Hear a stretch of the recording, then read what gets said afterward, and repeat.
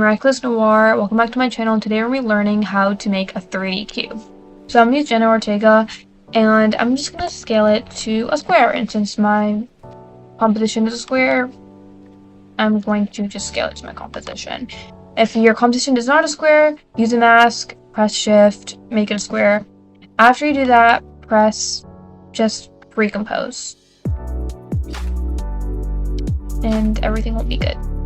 Then you're gonna press 3D and motion blur, and you're going to just copy this 6 times.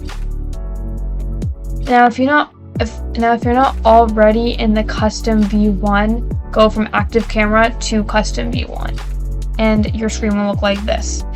Now your first one, don't touch it, leave it there, it's perfect. Second one, press P, and we're gonna create the backside of the cube.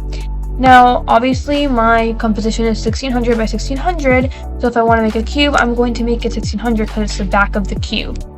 If your composition is something different, adjust it accordingly. I'm going to talk about it as my composition 1600 by 1600. Adjust it if your composition is not that.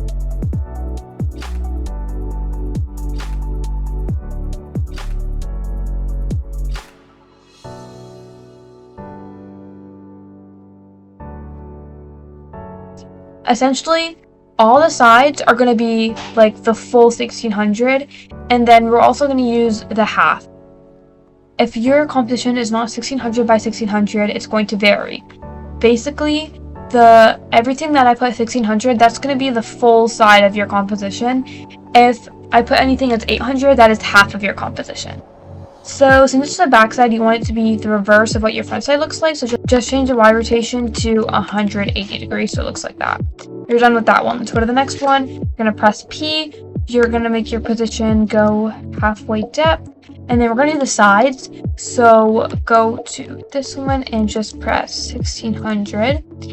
Then you're going to go to R and you're going to do a Y rotation of 90 degrees. You're good with that one. Let's do the next one. Press P, 800, 0, because you want to do the opposite of what you did last time. Press R, and then we're going to do negative 90. We're going to do the tops and bottoms. These ones are going to be different.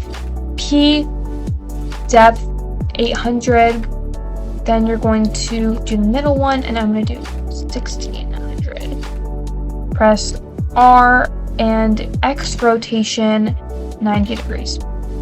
You're good. Top one, P, 800.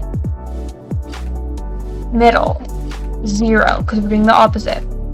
Press R, and we're going to do the opposite of what we put last time. We're going to put negative 90. So it just looks like that. Perfect. And now you have your cube. We're going to just pre-compose everything. And before we do anything else, make sure you have your 3D enabled, your motion blur enabled, and this little star thingy that tells it that it's still going to be acting as 3D. So now, if you want your pivot point to work properly, you are going to adjust the pivot point. So you should just press this or press Y, and this should pop up. If it does not pop up, press rotation tool and click whatever one of these to make sure that it looks like mine.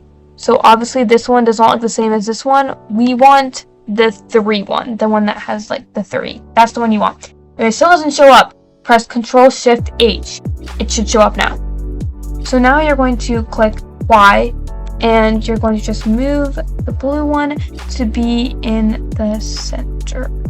So I believe my center is 400 because everything else is 800 and I'm doing half of it. So I'm just going to get as close as I can to 400.